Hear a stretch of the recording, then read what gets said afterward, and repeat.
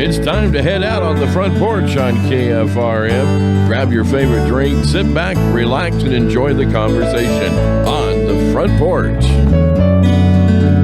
Welcome to On the Front Porch. Bryce Dolan here with you today, and joining me on the show is Laura Vorreyer. She is actually an author of this book, The Pet Sitter's Tale, and we're going to talk all about it today. And just a little bit of an intro for Laura. She grew up in Chicago and actually became a professional pet sitter in Los Angeles. Now, if you're thinking, a professional pet sitter, why can't I be one of those? Or where can I get a job like that? Well, Laura's actually going to tell us all about that today, and I am sure through her experience, she's got some very unique stories to share with us.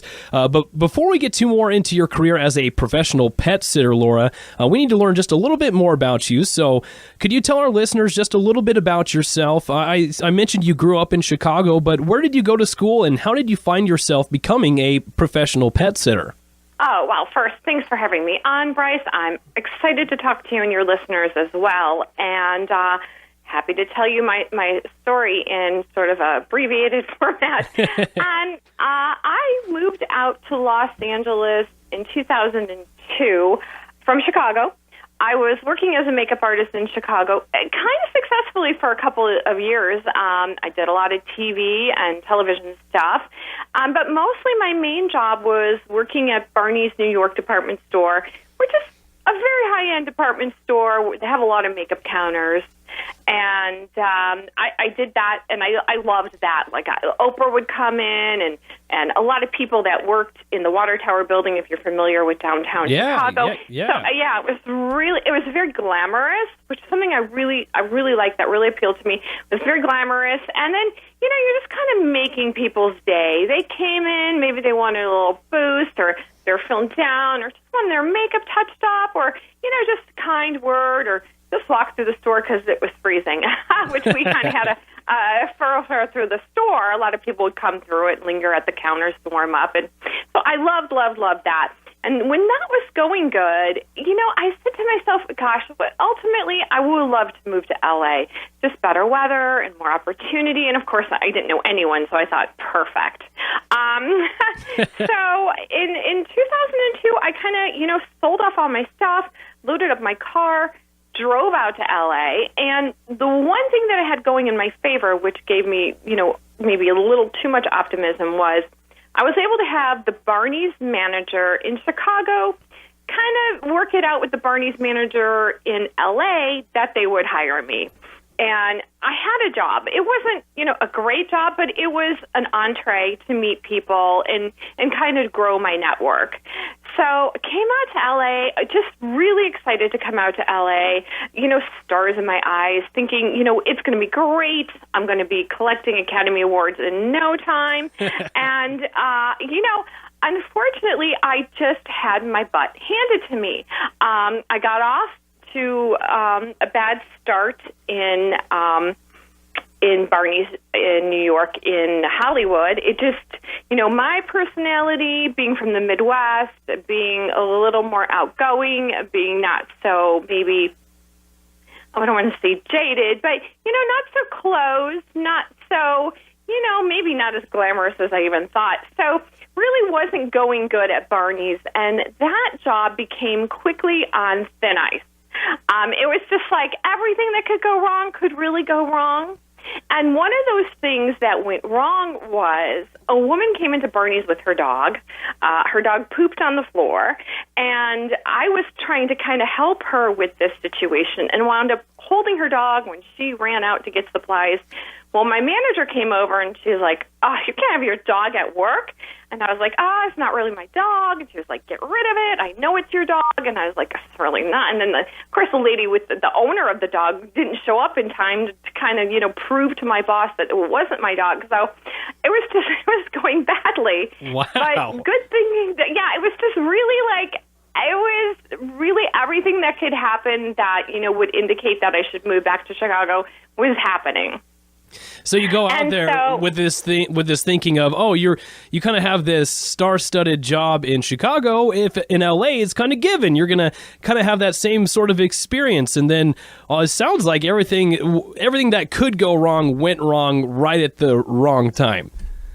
Absolutely. And, it's a real, I just don't even know how to put it into words, but if you've ever moved from one big city to another, I think the most important thing is, one, to know people, and two, to have a job. And so I moved. I had the job, but I wasn't even an employee of Barney's. I was an employee of the line at Barney's. So you're like an outside contractor. So it wasn't like that was such, a firm thing. It was just kind of like as a favor, as a courtesy to the two managers. And the other thing was, I didn't know anybody. And I had lost my network of people that I knew in Chicago. You know other makeup artists, photographers, agents, casting directors. So if you're, I want to say desperate for work, but if you're, pipeline is sort of shortening up and you don't have too many gigs coming, you can call your network and say, hey, I'm free on these days. Do you have me down for a shoot? Can you send me on location? Can I do something? But in LA, there was really nothing. And the other thing was, the competition in LA is fierce. It doesn't matter what you're doing, but everyone else is coming to LA to do it. It's so just like, the perfect storm of failure, if you will. And I was maybe 1 or 2% thinking, if something doesn't happen soon, I am going to have to move back to Chicago. And I didn't want to do that. It felt like, oh my gosh, I'd be going back to Chicago with sort of my tail between my legs, pardon the pun. And I didn't want to do that, but it just, things started happening. I got in 2 car accidents in 2 weeks, and I had never been in a car accident at all in Chicago. So it was just like the universe saying, hey, you really want to seriously think about this. So what happened was, and this is how I got into dog walking and pet sitting, but the woman whose dog it was who kind of did the disappearing act after her dog pooped in Barney's, she finally came around and she said, hey, I'm really sorry. I went to get stuff to pick up after the dog, and I got a call. But if you are a makeup artist and you want some extra work, I'm going to be doing a shoot on a lot for an independent film, and maybe you could come and you could work on the lot with me. And I said that would be great.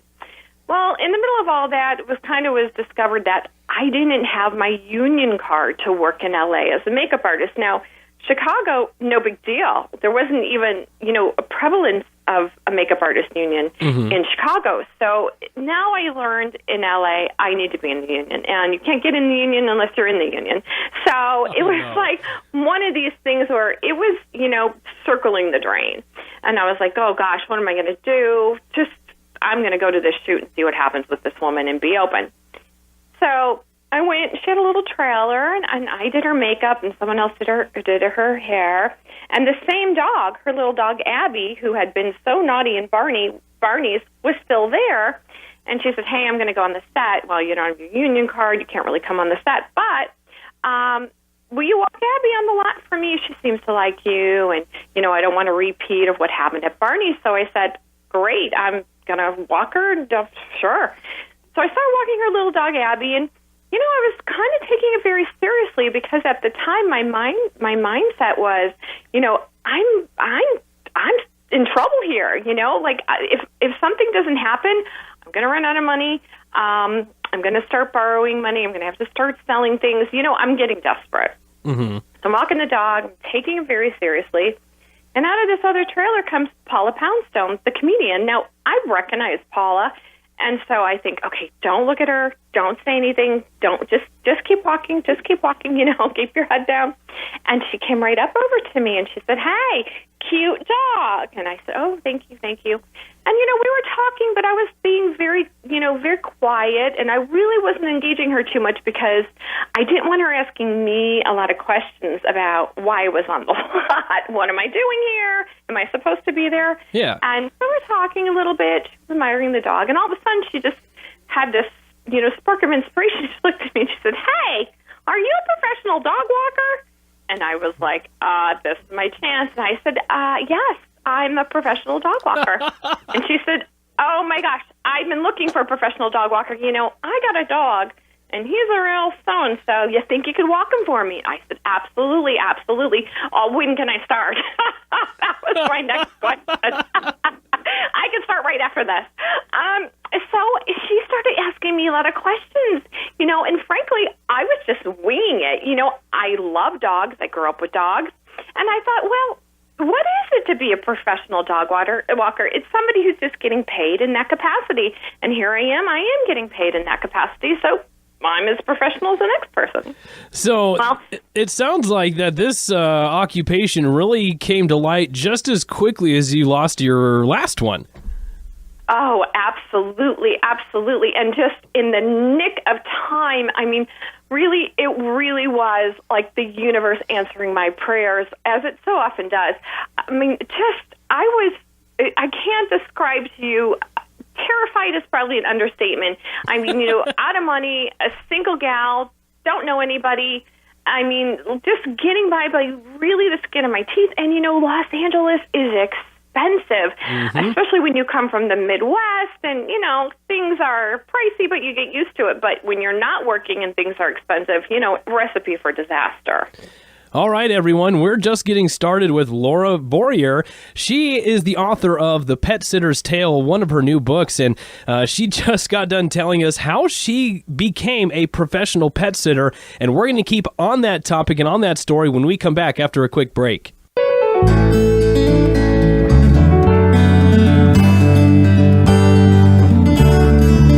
Welcome back to the show. You're listening to On the Front Porch. Bryce Dolan here with you today. And joining me on the show is Laura Vorreyer. She is a professional pet sitter and dog walker. We're here to actually talk about her new book, The Pet Sitter's Tale. And if you're just joining us, wow, in the first segment, Laura told us how she became a professional pet sitter and dog walker.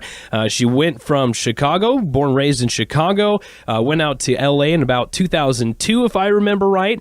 And she was working for the department store Barney's as a makeup artist. And she had things were going really well for her in Chicago, and then she packed up and went out to LA, and unfortunately, things didn't go as well in LA for as they were going in Chicago, and really just a short series of unfortunate events led to Laura losing her job at Barney's, and then just so happens the reason why she lost that job ended up being the reason why she became a professional pet sitter and dog walker. Now, Laura, you just got done telling us that a customer in Barney's dog went to the bathroom on the floor, took a poop on the floor, and you held the dog while the lady went outside, and your manager saw you, thought it was yours. You ended up losing your job, but then that same customer asked you to come be a makeup artist on a set that she was shooting. You weren't in the makeup artist union in LA, so you couldn't come on the set as a makeup artist. She asked you to walk her dog. That's when you run into Paula Poundstone. She asked you to watch her dog or walk her dog.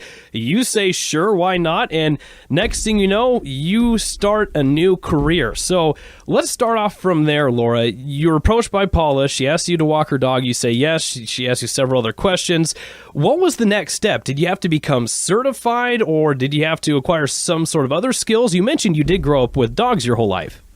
Oh, great question. So, no, there's really not a certification for a dog walker. At least at that time, there wasn't. And a lot of people who were walking dogs, nobody was really doing it professionally. So if you wanted your dog walk or you want someone to stay with your dog, who did you call? Your friends, your neighbors, your kids' friends. It wasn't really a profession at that time, at least that I could recognize. It was more people would have their assistants do it, or people would have their kids do it, or people would just, do it themselves. So I think right place, right time. It was right when people were starting to look at maybe these ancillary sort of jobs as real gigs. And that's the position I was in. So when Paula hired me to walk her dog, it was really the floodgates opened. She was in a nice neighborhood. Her neighbors could see me. Her neighbors all had dogs, and they all wanted that, customizable one-on-one dog walking experience for their pets. They knew, look at, that dog's getting walked. Well, how much could it be? Let's see. And, people would be waiting for me when I put Paula's dog away to say, I see you coming to walk the dog. Dog seems pretty happy and tuckered out. How much do you charge? Could you come? And it spread like wildfire. I went from, being pretty much, down on my luck to being up and running in just a few short weeks. And I kind of been happier about that. So how long did it take for your client base to build up? It sounds like it just kind of happened the good old-fashioned way, mouth to mouth, and like you said, seeing you in the neighborhood. How long did it take to build up a pretty solid clientele base? Probably about 6 months. What Wow. really helped me was getting a website, doing a little bit of SEO stuff. And what was happening is, because LA is, Hollywood, and there's a lot of celebrities, but it's not just celebrities, it's all the people who work in that entertainment industry, which is a huge umbrella, and they work insane hours, and of course they have pets and families, and they need the help. So once I put the website up, I was fielding sometimes, 10, 15 calls a day from people saying, can you walk my dog? When can you get here? Can you be here twice a day? Can you start at 7? Can you do a hike? Do you do training? And, just having, this onslaught of people who wanted the service. And the issue, or really bigger word than issue, the challenge about LA is it's really spread out. So to take care of 2 clients, if they live 45 minutes away, it's going to eat up a lot of your time. And so I had to be really particular about the geography that I personally was going to handle clients in. Otherwise, you spend your whole day driving and you took care of 3 dogs. Mm-hmm. So I kind of realized right away I need to hire someone else. And I read a lot of books about hiring, and I read some business books, and I watched some YouTube videos, and I learned, hiring is business 101. If you can duplicate what you do, rinse and repeat, well, of course you can, make more money and there's more revenue, but then you can invest that back into the business. And that's what I wanted to do. I really wanted to grow the business. At one point I dreamed of, ringing the bell on the stock exchange under YDBF, your dog's best friend. I really thought that I could ramp up the business, maybe franchise it, get locations across the country. I mean, I really got excited about your dog's best friend. I got excited about dog walking, and I really thought the universe was, showing me this path of success. So with that being said, Laura, it sounds like all this, well, first of all, you lost your first job at Barney's just as a matter of chance, it sounds like. Wrong place, wrong time, and then you were in the right place at the right time. And it sounds like this just took off in a matter of months. But what are maybe some bumps in the road that you ran into? Well, the biggest bump was my own scheduling. Like I had kind of mentioned about LA being spread out, and because I didn't know the area that well, mm-hmm. I was kind of learning as I went, and there was a big learning curve. And, technology wasn't like it is today. You can pull up your map on your phone and figure out, you're 75 miles away. I can't help you. So I was going to places to walk dogs that were too far for me from where my home base was. And so that was a little bit of juggling, because once I said yes, I felt like, oh gosh, it's so far, but I can't really say no. So I'd be driving like a maniac in one direction, walking someone's dog for, let's say, 45 minutes, and then driving like a maniac right back to where I started and doing the same thing, like crisscrossing town, and it just wasn't smart. So that was a real bump in the road. Gotcha. I was spending too much driving and not enough time walking, and that was an issue. And then I think looking back, hindsight's 20/20. I should have hired somebody right away. But I was so much in the hole and struggling so much that when I was making the money, I really wanted to keep it all myself. I just thought, this is great. I'm making money. I'm going to keep it. I'm going to keep it. I'm going to keep it. And I should have maybe taken the bigger view that if I hired people, then yes, I'd have to give some of the money away, but I'd be making more money because they would be walking dogs too. Another bump in the road is once it started to get going, people were asking me like, oh, Laura, what kind of insurance do you have? And what kind of training can you do? And then I thought, oh man, I need insurance because it is a litigious society, let's face it. And the other thing is, what if I was walking someone's dog and that dog bit someone or bit me, or even worse, got loose and got hit by a car? And then what do I do? Am I responsible, or do I have to pay? So that was another thing I had to do was figure out the legalities of the job and kind of reverse engineer that. And then, incredibly enough, there weren't that many places offering insurance for dog walkers because it was such a new thing. I would have to go. I called all these insurance companies and say, finally, will you cover me? Well, what do you do? I'm a dog walker. Well, what does that mean? I'm like, well, I walk dogs. And what does that look like? And then it got to be even bigger because not only are you walking dogs, but now you have the keys to someone's house, and that's an additional liability. And so just kind of like backing out of it as a profession. Once I already had started it, then it was kind of to figure out how to continue to do it professionally. See, and that kind of leads into my question I actually asked earlier when I was inquiring about, did you need to get any sort of certification or additional trained skills to take on this profession? Because as you mentioned, you're going to have the keys you hold the keys to somebody's house, and you might potentially have a very high profile client, and that's a very expensive house with a lot of expensive items in it, and they might want to know who they're handing their keys off to. Absolutely. So that was the great thing about working for myself and being the business owner. I know I'm not going to steal anything, so I didn't need to go out and get bonded because I would just say, hey, I'm covered. I have insurance.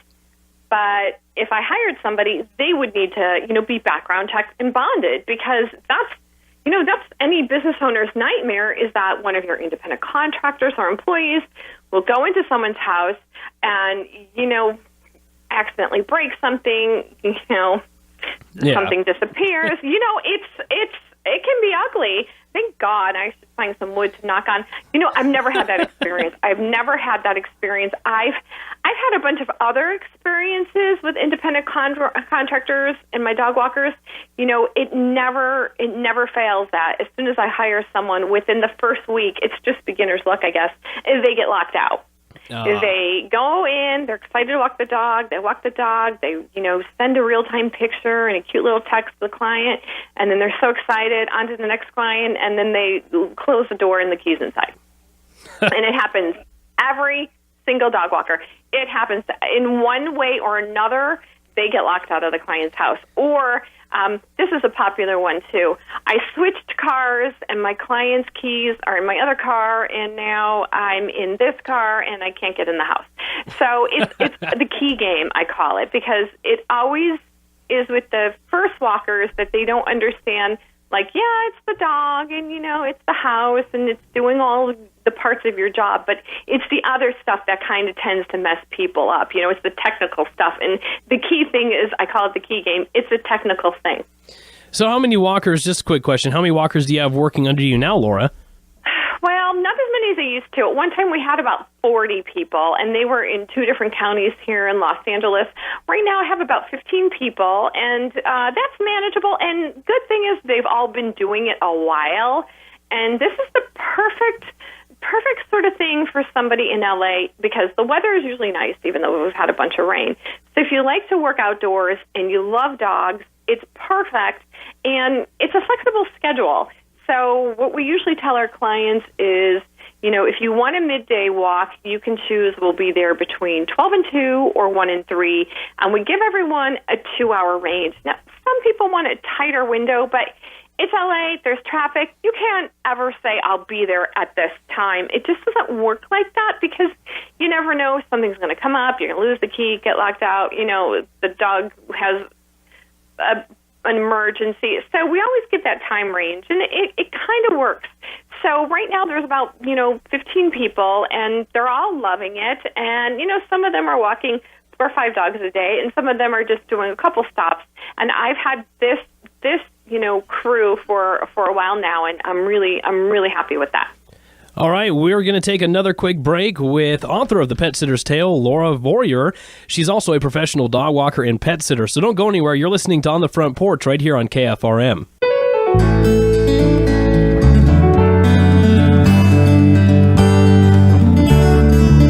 Welcome back to On the Front Porch. Bryce Dolan here with you today, and joining me on the show is Laura Vorreyer. She's the author of The Pet Sitter's Tale and a professional dog walker and pet sitter. If you're just joining us, Laura really told us about how she got started in this profession and really how it just came about. And Laura, I want you to paint a picture for us here really quick, because for someone like myself who has grown up in a rural area for the majority of their life, been in a rural area the majority of our life, our listening audience is in a large rural area. When I hear a professional dog walker, I get that comedic picture of what Hollywood has painted for us through so many movies of the person walking down the street and they have about like 8 dogs on leashes and they're trying really frantically to hold on and not get yanked down the street by this uncontrollable pack of dogs. Can you kind of paint us what the real picture is like for a professional dog walker? Absolutely, absolutely. And you know what? I think that is an accurate picture for people in New York, because I do know New York dog walkers, and because there's so many high rises and it's such, a congested amount of people and pets, you can get 2, 3, 4, half a dozen clients in one building, and so you take them all out at a time. So there's a couple different ways to approach professional dog walking. You can build a business model where you do one-on-one private dog walks. That's what I did. And I think looking back, it was because I wasn't really trained as a dog walker. I just was winging it, if you will. I thought to myself, oh my gosh, just one dog or 2 dogs, who's ever in the household, I'll walk them. Because I thought, well, how does it work where you just grab this dog and then you grab that dog? What if they don't like each other? I only got 2 hands. But I was able to package it as a positive for the client. I would just say, listen, I only offer one-on-one private dog walks. It's customized to your dog and your dog's needs. If your dog needs to get some exercise, I'll run with them. If your dog needs some training, I can reinforce any sort of training that you've done. So it's a one-on-one private dog walk, and my clients really liked that. They liked the fact that, their dog wasn't going to be competing with another dog for attention. Now, some households have 2 and 3 dogs, and then I'd walk them all together if it was something that they all could do. In some cases, you had an older dog who didn't go as far as the other dogs, so you'd walk 2 of them, and then you'd come back and you'd give the older one a little walk. And, you did what the client wanted. So I never really did, where you have 6 dogs in each hand and you have a pack. I never really did that. It didn't seem enjoyable to me. That seemed like, oh my gosh, I would have so much anxiety over that. I don't think that that's something I could sustain. I really did enjoy, and I still do enjoy, the private walks. It just feels so, it's so positive of an experience. You get out there with the dog. I think the dogs really enjoy it more too, because for a dog, if you're in a pack walk, I think the mentality is you're always thinking, well, where am I in the pack? I'm not as big as that dog. I'm not as small as this dog. Is that dog kind of aggressive? Now I'm sort of tethered to all these other dogs. If one of them starts running, I'm going to have to run. So I just think it's a little more pleasant for both the dog and myself personally to just have that private walk. So typically, how long do you spend, or how long do one of your workers or employees spend with the dog when you go to serve a client? We let them choose. So we have 30 minutes, 45 minutes, an hour. I think an hour we max out. Walking for an hour, it's pretty tiring, and it gets hot here. So usually the visit is 45 minutes. But the walk from leash to leash, you get there, you leash them up, get back, is 30 minutes. And then 15 minutes, make sure they have a treat, give them some water, make sure everything ancillary is done in the house if they want their mail brought in, or you got to send a text with a picture, or, whatever it is. So usually a 45-minute visit means a 30-minute walk, but then you can get an hour visit, which means a 45-minute walk. So it really just depends on the client and what the dog wants. But, 30 minutes walking, it's usually enough. If it's a dedicated walk, you're not on your phone, you're not, sort of lollygagging, but, you're really concentrating on getting the dog out there to do its business and get its yayas out. All right, Laura. So tell us, what are some different breeds of dogs that you've been able to work with in your time as being a professional dog walker and pet sitter? And can you maybe tell us some funny stories or maybe some unique stories of what maybe some high-profile clients do for their pets?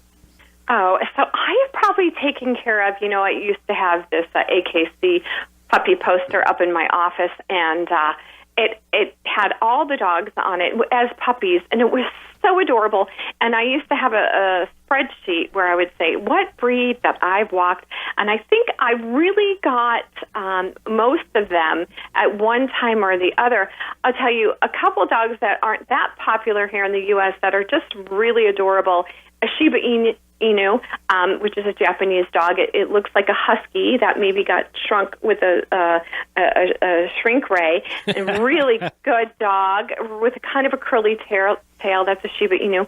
And a Havanese, which is another great dog. And I believe that a Havanese was the dog that Glenn Close had with her on one of the red carpets that she did. And that's just a really wonderful breed. It's a lap dog, so sweet. I mean, just lives to stare adoringly in your eyes, which I think most dogs do. I mean, that's not breed specific. I think a lot of dogs are happy-go-lucky, they love their owners, and they just want to love you.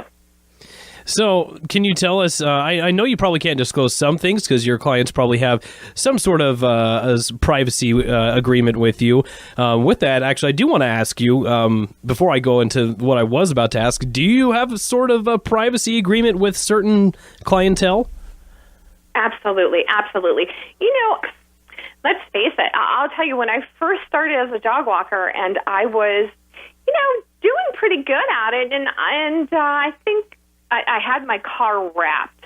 This is the one thing I know. I had a wrap on my car, and it had, my phone number, and it had the website, and it had a picture of a cartoon walking these dogs, and people would wave at it, and everyone saw it. It was bright yellow and had a lot of colors. And I went into a supermarket to grab some lunch, and I sat outside to eat, and this man came up to me, and he said, "Is that your van?" I said, yep. He said, "Oh, so you're a dog walker?" I said, "Yes." And he said, "I bet you walk some celebrity dogs." And I said, "Yeah, sure."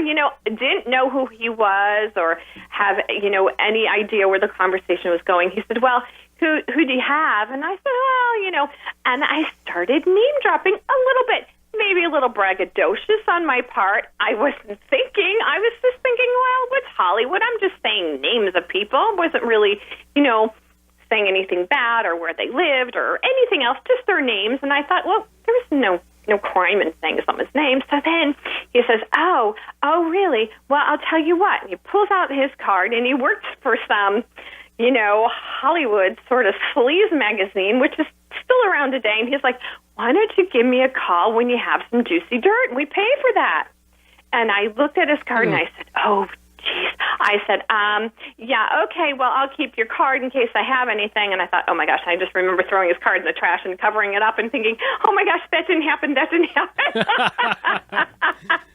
That could have been a potential disaster.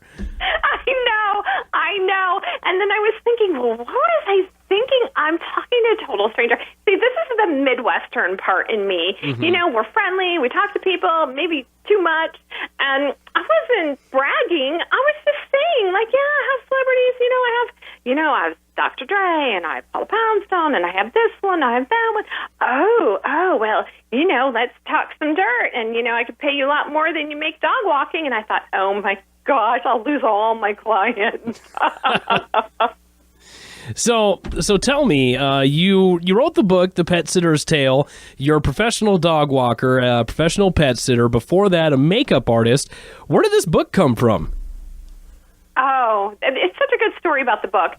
I mean, I always wanted to be a writer. The problem was I had nothing to write about. I mean, I just didn't feel inspired to write anything. That was sort of the issue. I mean, I had written some short stories, and I did journal a lot, and I wrote a play once, but nothing serious and nothing professionally.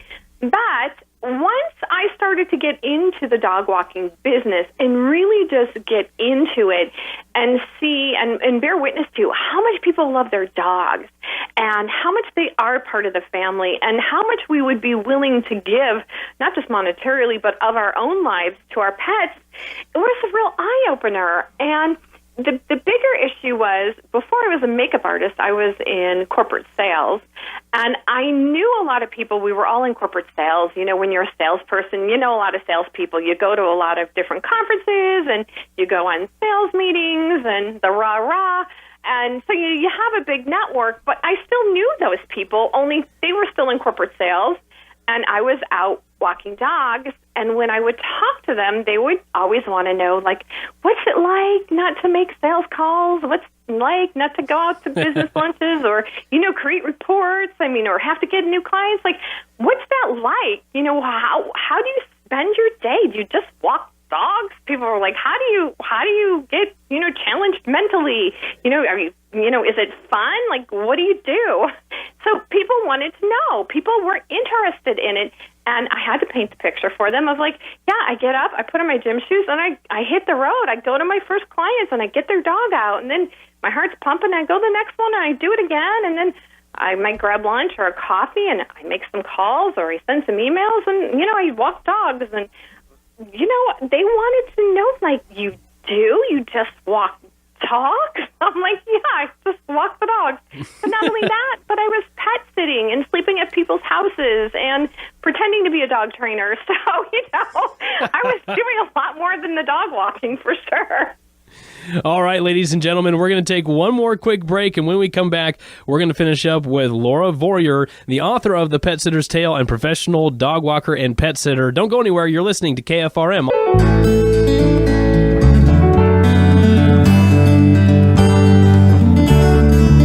Welcome back to On the Front Porch. Bryce Dolan and Laura Vorreyer here on the front porch with you today. And if you're just joining us, ladies and gentlemen, what a show today. A very unique story here from Laura.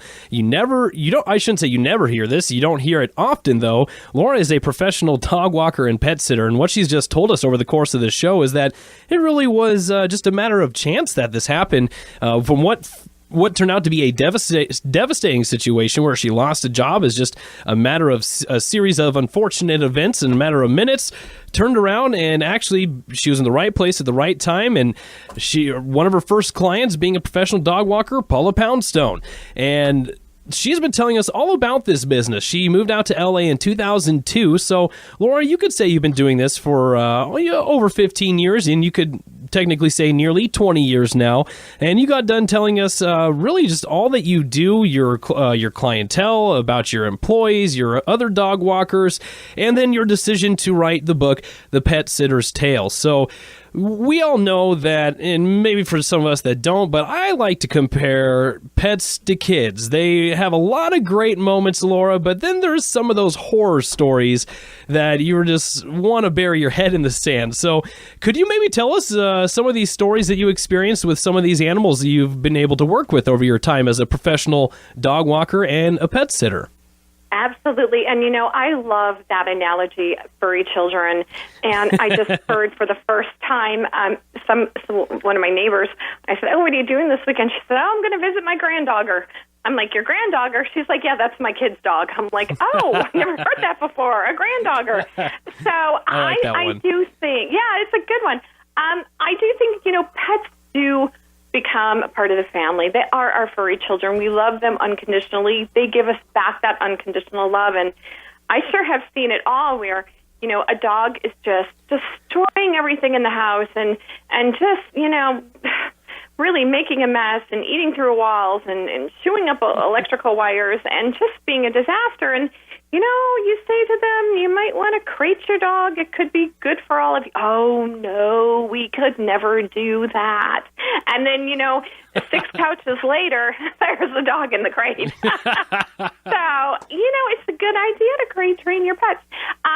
So, yeah, I've seen it all. You know, I've seen where, you know, dogs have gotten out of the house and they bit the neighbor. And then now all of a sudden I go to the house and then the client says, Laura, when you walk the dog, just make a right outside of the house because the neighbors on that side have a restraining order against us. So you know, I've seen that one extreme. And, you know, you see the extreme where, you know, you get the dog and the dog is I've seen that a lot, unfortunately, or the dog is a little aggressive, needs some training, or the dog is destructive. And, it happens, especially with puppies. And now that I'm thinking about this, and now that after what you've mentioned, Laura, has there ever been a time where you've gone to a client's house and you walk in to get the dog and you're just like, oh no? Absolutely, absolutely. So I had a client, and she had this gorgeous house, and she adopted an older Dalmatian mix, and she fell in love with the dog, and of course the dog had a sad story, and she really wanted it to work with the dog. Well, the dog was anxious, and it had separation anxiety. Mm-hmm. So she said, Laura, come as many times during the day that you can. Once, twice, 3 times, I'll pay you, because the dog can't be alone, and I just don't want to put him in the crate. He just wasn't used to it, and I think he'll get better. He just needs exercise, which is true. A lot of dogs, if they are, too energetic, they can get destructive because they're bored. So we always say, a tired dog is a good dog. So I said, yes, I'll come. I'll take care of your dog. Well, she had called me and said, he's been so destructive. I put him in the laundry room, and he ate the door, and I don't know what to do with him, so I just put him outside, and I don't think he could do too much damage outside. And I said, well, okay, I'm sure he'll be fine outside. But then I was thinking, oh, my gosh, all of her landscaping, all of her lawn furniture, her pool, all of the kids' toys. So I thought, well, what could happen? And I remember going, into her house and shutting off the alarm and walking through her living room and just looking out, of her patio doors. And all I could see was that it seemed to be snowing in the backyard. And I thought, oh my gosh, what is that? And then the dog sees me and he lifts up his head. Well, he had just started chewing through and defluffing all of the lawn furniture. And he had been at it for hours. And it was just flying everywhere in the air. And it really looked like it was snowing. I started walking towards him, and he saw me, and he started running towards me, and he could never figure out that you can't see it, but there's a door there. And I just remember him bouncing off of the door, and I'm going, oh my gosh, wait until I got to take a picture of this. I mean, he had literally destroyed all of the lawn furniture, had eaten all the kids' toys, had torn up all the landscaping. I mean, he was just worst dog ever. Oops, speaking of that, right on cue, there goes my dog. Right on cue. Right on cue, I know. Dexter's not the worst dog. He just has bad timing when I am on the phone. No problem. So what a story. Now, Laura, you mentioned earlier that you wrote The Pet Sitter's Tale because you had a lot of friends keep asking you, like, what is it like? What is it like to be a pet sitter? What is it like to be a dog walker? So I'm assuming you shared what it was like to do what you do in your book, but did you also share some stories like the one you just shared with us? Absolutely. So there's a lot of stories in the book, a lot of funny stories, a lot of stories about the people who own the pets, stories about the celebrities, and stories about really what it takes to be a successful pet sitter and to hire people successfully in this business. Now, ladies and gentlemen, I'll first tell you, and Laura, I'll tell you too, I'm about halfway through the book. I didn't want to finish all of it because I didn't want to be able to talk about all of it and ruin it for our listeners if they want to read it themselves. But the chapters themselves make me laugh. I mean, for instance, the first chapter is There Will Be Poop. One chapter I want to talk to you about is celebrity treatment. Tell us about some pets that have got the celebrity treatment. Oh, my gosh. Getting carried around in designer bags and going in limos and private planes and the personalized chef and the jewelry and the nails and the spa days and the birthday parties and the weddings. It's pampering nonstop. It's incredible. It's good gig if you can get it. I think, I think most dogs are just happy to have an owner that loves them and have, nutritious meals, but really getting that love from the people that, own the pets, I think is the most important thing. All this other stuff, it's not necessary. Do dogs like it? Maybe. I don't know. I mean, I've seen dogs get very scared when they're in the carrier and they get on a plane. They seem freaked out. But other dogs seem to like limo rides, So it just depends on the pet and what they're used to from when they're a puppy. All right, The Pet Sitter's Tale. We actually have several copies here at KFRM. If you're interested in one, we have several copies to give away. So if you're interested, make sure you reach out. We will send you a copy of Laura's book, The Pet Sitter's Tale. Laura, before we get off the front porch here, if people wanted to check out your business, I know that most of our listeners in our broadcast area might not be able to utilize your service, but we do have listeners all over the country that can stream this actually online. So if they happen to be in your area or know someone in your area and wanted to get a hold of you, where can they find all that information? Sure. So my business is Your Dog's Best Friend, and the website is yourdogsbestfriend.org. And you'll see a picture of me and all the dogs I've taken care of through the years. And then if they want to read the book, they can get that on Amazon, of course, or Barnes & Nobles. And the audiobook is just out now, Bryce, and I narrated that. So if you can put up with my Midwestern dialect, that would be great. And so that's available at Audible. If you don't have Audible, the great thing about it is you can get my book for free when you download it. Now, Laura, we've learned through this interview with you that you began this, you essentially began this in 2002. Do you have an insight for this business? Well, it's certainly changed over the years. You know, a lot. I mean, times change, right? That's just a fact of life. That's the only thing that doesn't change is things change. That's right. Right? So things have changed a lot. With the advent of technology, and technology is always reinventing itself, and now everything is an app, and, there's a new generation of people. So I think a lot of things is that even though you might have asked me 10 years ago, can you be an on-demand dog walker? I'd say with my business model, no, but now they have on-demand dog walkers. And so, I continue to just do what I do best, and that is the private one-on-one dog walks, servicing my client that wouldn't use somebody on demand to walk their furry child, who wouldn't want a stranger coming to their house. So I have that sort of, opportunity there with a lot of people who use me because of word of mouth, too. I mean, when you stay in business as long as I have, or any business, you're going to get clients that are referred to you, and you don't have to advertise as much. So, I mean, we're doing good right now, and we continue to do good. As a matter of fact, my daughter is in the business now, and, who knows, maybe there'll be a third generation of people doing this, and I would love that.